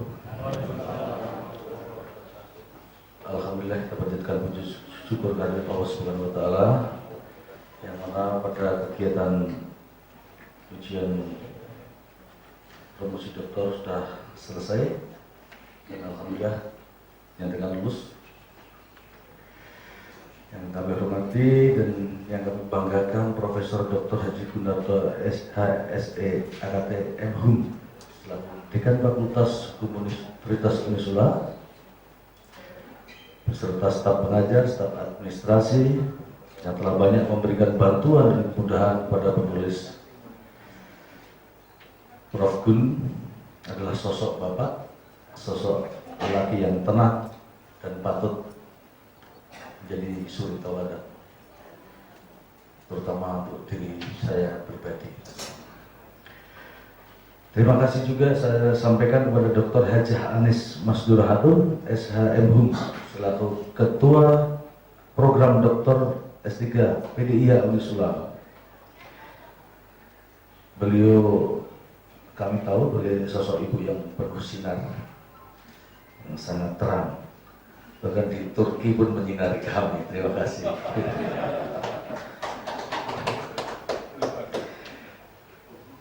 Terima kasih juga kami sampaikan kepada Profesor Dr. Haji Ahmad Rafiq MA selaku promotor yang selalu mendukung dan memberi semangat bagi penulis. Kami masih ingat, Prof, bagaimana Profesor menulis dengan tinta merah. Kami jantungan tuh, Prof, kalau ada tinta merah. Terima kasih banyak. Kami tulis di sini, Prof, bahwa ballpoint tinta merahnya hampir di setiap halaman disertasi saya. Terdapat coretan tinta merah. Melihat coretannya saja jantung saya berdetak kencang. Ini nyata. Apa yang disertasi kok merah semua? Karena Profesor Rafiq pakai tinta merah. Sampai di kantor saya memperbaiki, saya harus tidur dulu, baru lihat lagi, tidak bisa tidur. Demikian juga terima kasih kami ucapkan kepada Dr. Hajah Hidayati SHMH yang sudah memberikan bimbingan, bantuan, dan memberikan kemudahan saran masukan. Beliau adalah sosok ibu yang betul-betul halus bagi saya. Namun beliau itu sangat jeli, cermat, teliti. Ini nyata karena setiap halaman pasti ada yang salah, ditemukan oleh beliau. Terima kasih juga kami sampaikan kepada Dr. Hajah Sri Indah Wahyuningsih SHMH, karena beliaulah pada saat S2 kami dibimbing dengan judul yang tidak jauh dengan ini. Terima kasih banyak. Beliau juga sosok ibu, sering komunikasi dengan kami melalui jaringan pribadi. Ya, saya sangat kagum dengan beliau. Terima kasih juga kepada Karo Paminal Mabes Polri, Brigjen Pol Abioso Seno Aji SIK. Beliau sebelumnya adalah Kapolrestabes Semarang yang memberikan kesempatan pada kami untuk melakukan mengikuti pendidikan di S3 ini. Juga kami sampaikan kepada Kapolrestabes yang baru, Kompol Alwiliansah Luis SIK MH. Juga kepada KBP Enrico dan seluruh PJU, para Kapolsek dan seluruh anggota Polsek Genuk yang selama ini mendukung kami. Tanpa pengertian anggota rekan-rekan mungkin penulisan saya belum selesai sampai sekarang ini. Terima kasih juga kami sampaikan kepada almarhum orang tua saya, almarhum Sugito dan almarhum Jamasi, yang insya Allah di alam kuburnya akan bangga melihat anaknya menjadi dokter. Kemudian kepada kedua mertua saya, jadi Bapak Muhammad Hafiz dan Ibu Hajah Nurmia di Makassar. Kemudian kepada istri saya, anak saya Adriani Akis dan anak saya Dr. Gigi Janiar Febrian Pratiwi, Agung Ananta dan Tristan Adelia Septinova. Terima kasih banyak atas waktunya, karena selama pendidikan mengikuti pendidikan di S3 ini banyak waktu yang kami tinggalkan terhadap keluarga dan anak-anak. Terus terang sangat berjasa bagi kami. Juga kepada saudara kandung Sugeng Widodo, Trimatini, Teguh Raharjo dan Ari Handayani, karena saya anak pertama, jadi adik-adik saya alhamdulillah patuh sama saya. Juga kepada semua tokoh masyarakat Kecamatan Genuk, Forum Kemitraan Polisi dan Masyarakat Kecamatan Genuk. Terima kasih banyak atas dukungannya selama ini, sehingga keamanan di Genuk menjadi terpelihara. Tanpa terpeliharanya keamanan, saya juga nggak bisa nulis disertasi ini.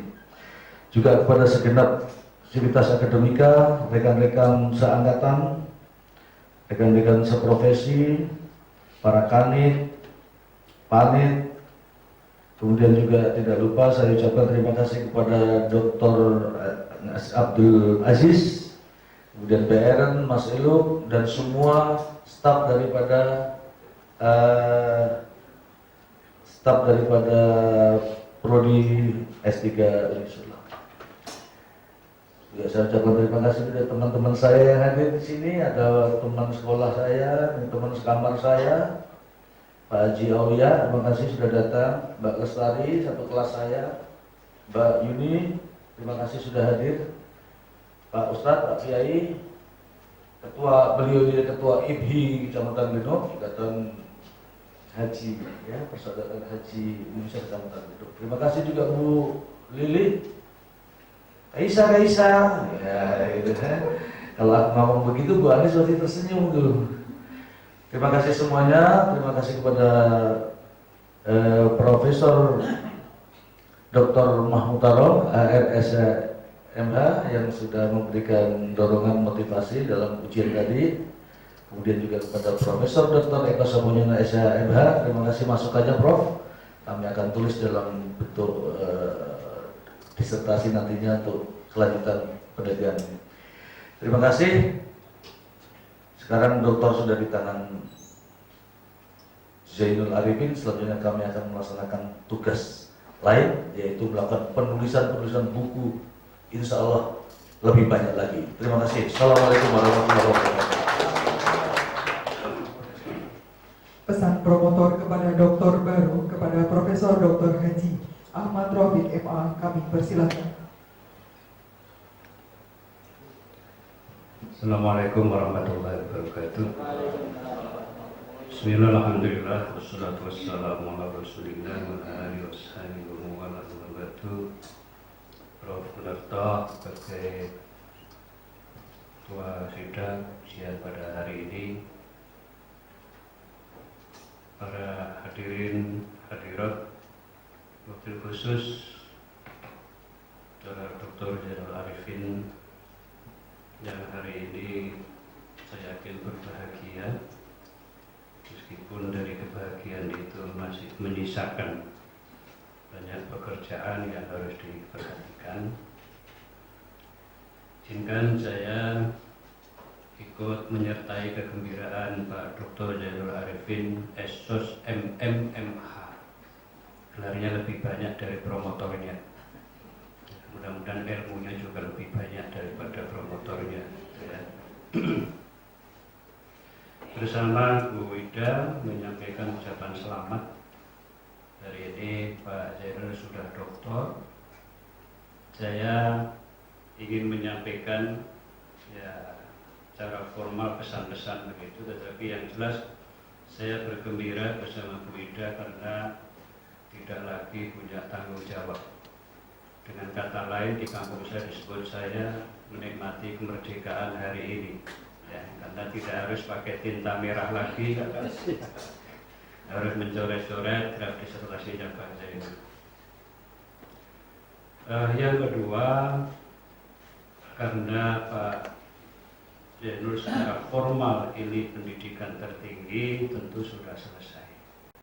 Tapi kata ulama bijak mengatakan idza tamal amru bada nafsu.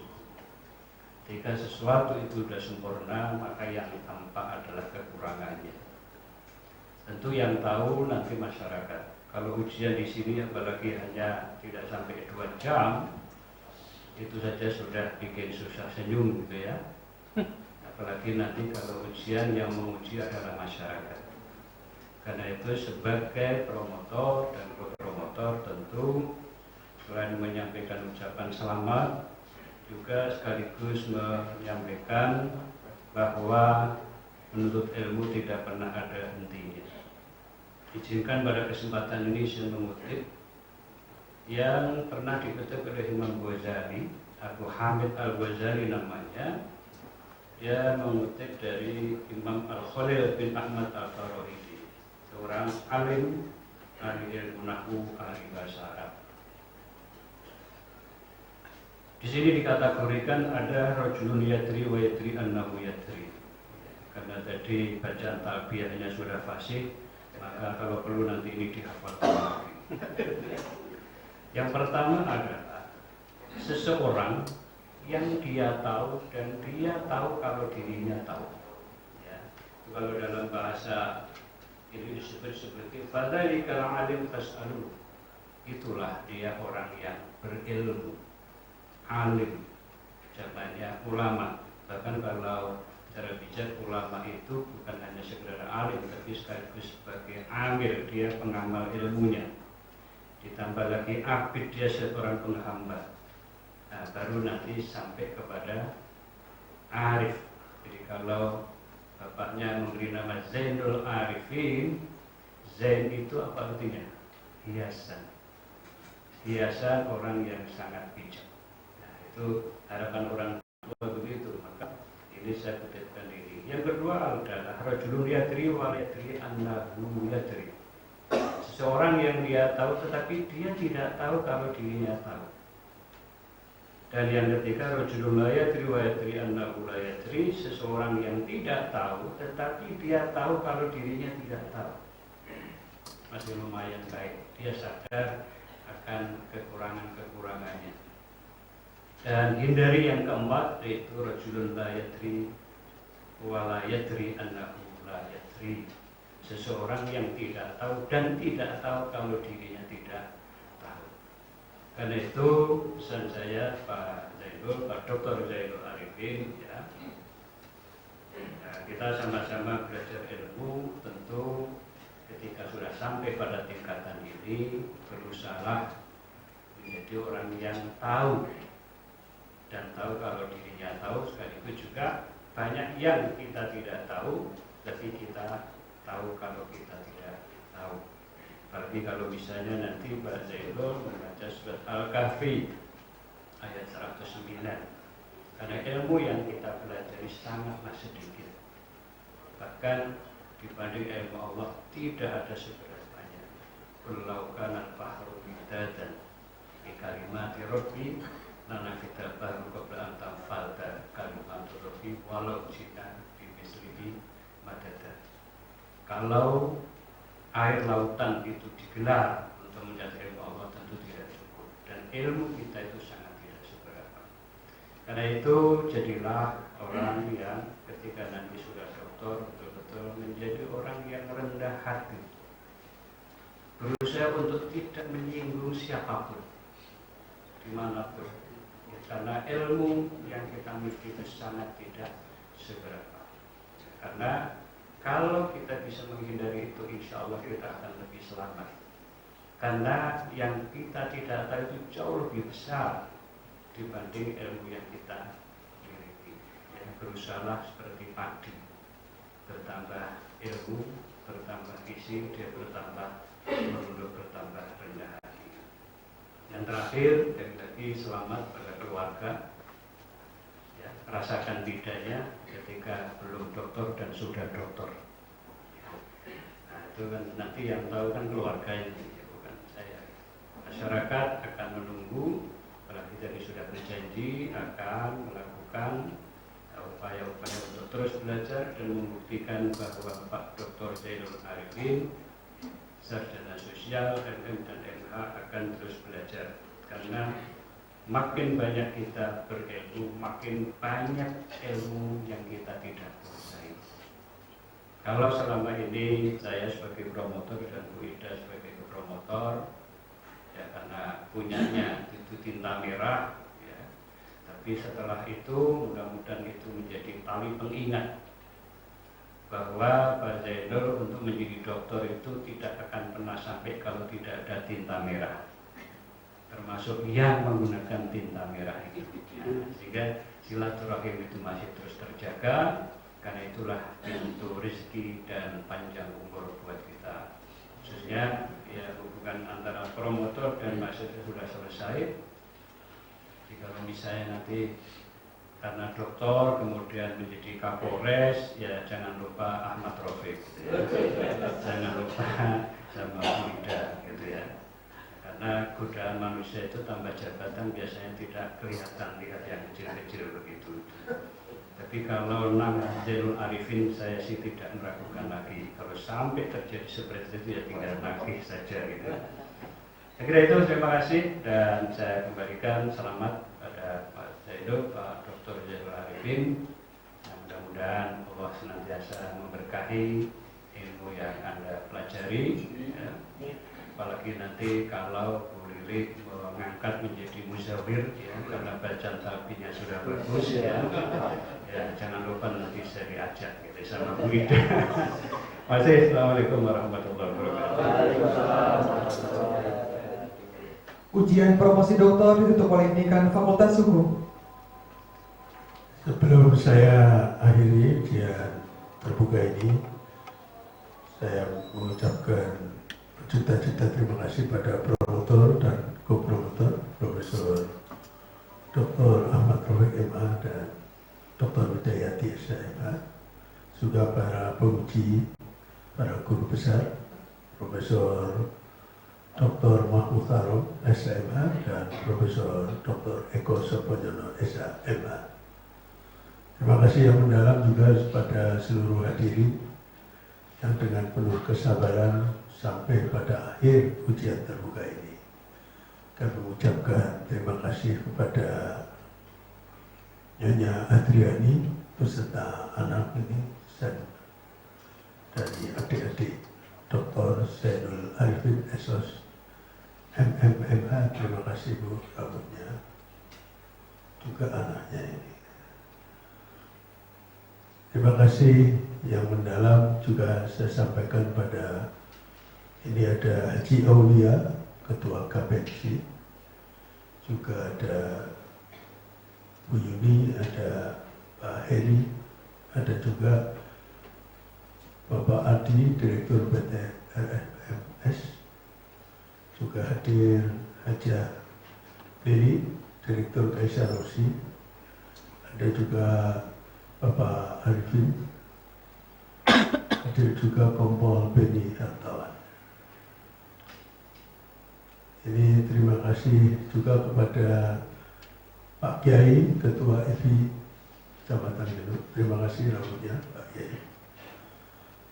Terima kasih juga kami sampaikan pada ini satu liting angkatan, ada Dr. Teguh Brimono, ada juga Dr. Wike, ada juga Dr.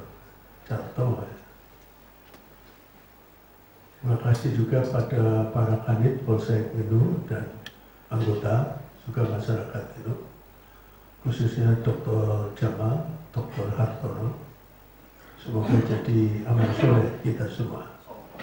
Marilah kita tutup dengan membaca hamdalah. Alhamdulillahirabbil alamin. Allahumma fiq wa mutariq. Assalamualaikum warahmatullahi wabarakatuh.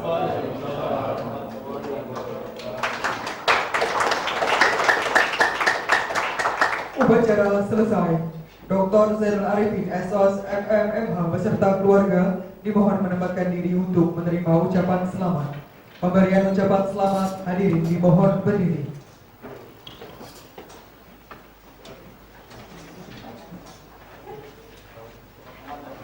Bawain.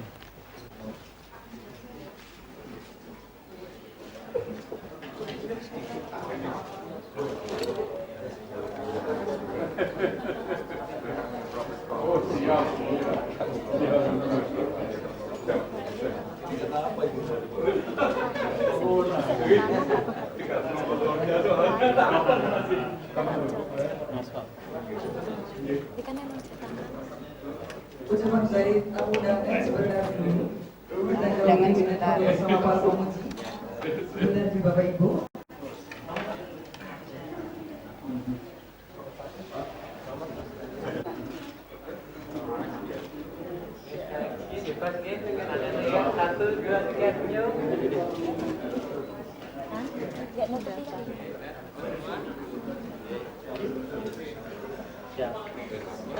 Dilanjutkan ucapan selamat dari para tamu.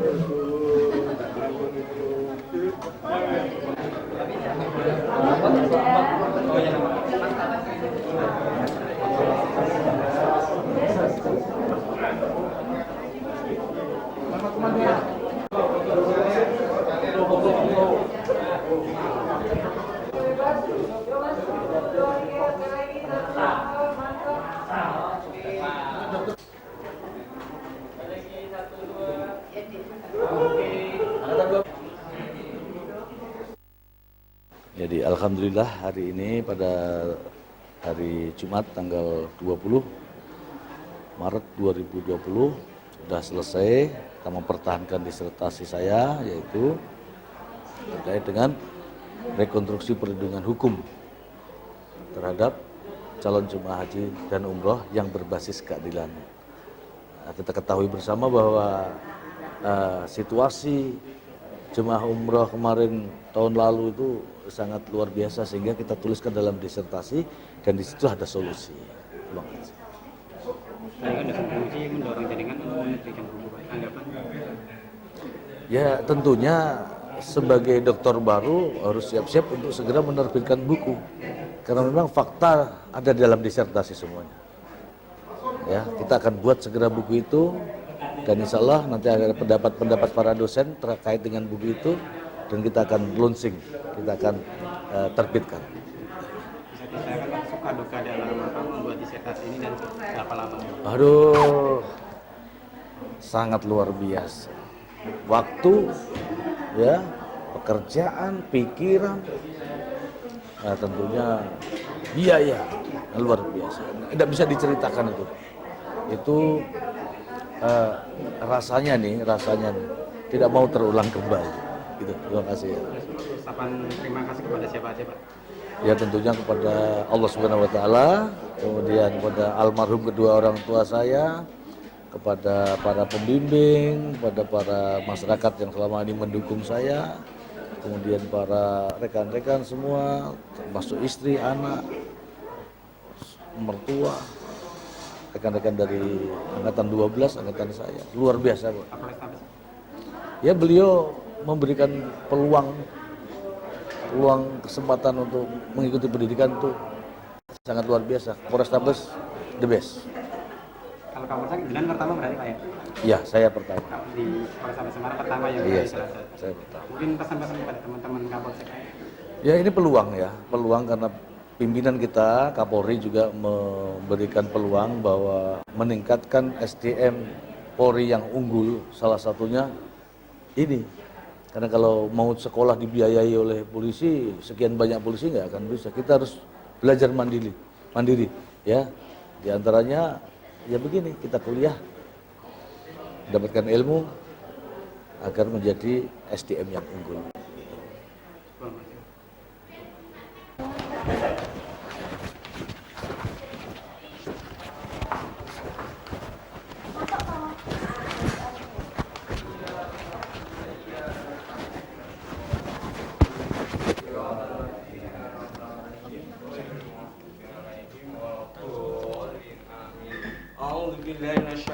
Bismillahirrahmanirrahim. Alhamdulillahirabbil hamdan syakirin hamdan na'imin hamdan wafin ma huwa yakafi mazidah ya rabbana lakal hamdu kama yanbaghi li jalali wajhika wa azimi sultanik. Allahumma sholli ala sayyidina Muhammad wa ala alihi sayyidina Muhammad. Allahumma taqabbal wa asir sama al-Qur'an al-Qur'anil azim wa ma halalna wa ma sabahna wa ma sabarna wa ma sallaina ala sayyidina Muhammadin sallallahu alaihi wasallam. هدية وشرا ورحمة نازلة وبركة شاملة إلى حضرة حبيبنا وشافعنا وقرة عيننا سيدنا ومولانا محمد صلى الله عليه وسلم وإلى جميع الأنبياء والمرسلين والشهداء والصالحين والصحابة والتابعين والعلماء والمصنفين وجميع الملائكة المقربين وصلى سيدنا سيدنا الفاتح سيدنا بسم الله إلى جميع القبور من المسلمين والمسلمات والمؤمنين والمؤمنات في مشارق الأرض ومغاربها بريا وبريا وصلى روح آبائنا وأمهاتنا وجداتنا ونحوس وسلم كما بسبب ونسره. اللهم اغفر لهم وارحمهم وعافهم واعف عنهم. اللهم أنزل والمغفرة على أهل القبور من أهل لا إله إلا الله محمد رسول الله. اللهم يا ربنا آتنا في الدنيا حسنة وفي الآخرة حسنة وقنا عذاب النار. سبحان ربك رب العزة عما يصفون وسلام على المرسلين والحمد لله رب العالمين. بركة الفاتحة. أعوذ بالله من الشيطان الرجيم. بسم الله الرحمن الرحيم. الحمد لله رب العالمين الرحمن الرحيم مالك يوم الدين. إياك نعبد وإياك نستعين اهدنا الصراط المستقيم صراط الذين أنعمت عليهم غير المغضوب عليهم ولا الضالين. آمين.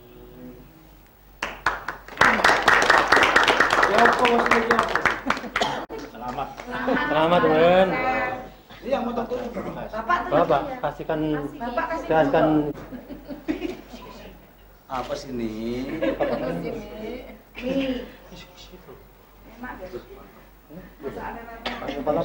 Kepala. Biar jadi kepala.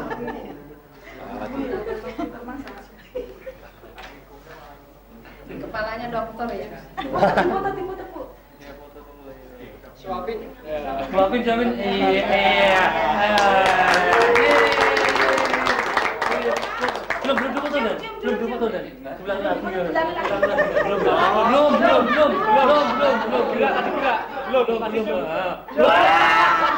Aku lapar loh. Yang agak lama dan pokoknya biar dapat. Duk, itu enggak ada launya. Ya enggak kenyang. Tahan dulu dan. Bentar dan.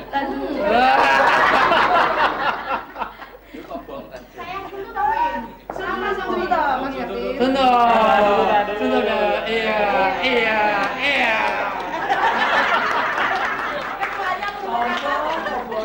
Ketua panitia provokator. Ayo langsung dimakan. Kalau enggak gitu enggak sentuh dan. Ayo ketua panitia dulu. Ayo. Ya. Saya tak kasihkan, Bu. Ketua panitia khusus, Bu.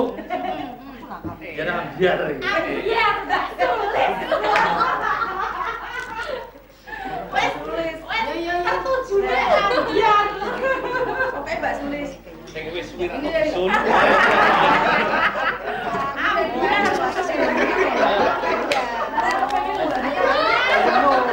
Pak, ditutup, Pak.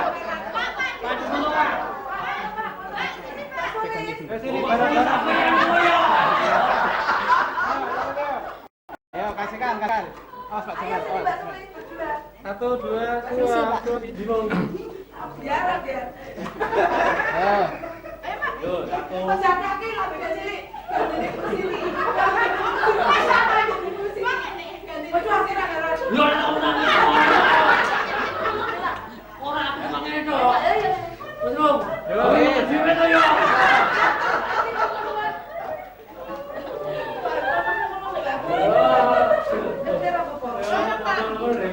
Udah sepi. Mas Tekno, ayo Der. Ayo makan. Aja Mas, monggo. Pak Haji, ayo Pak Haji.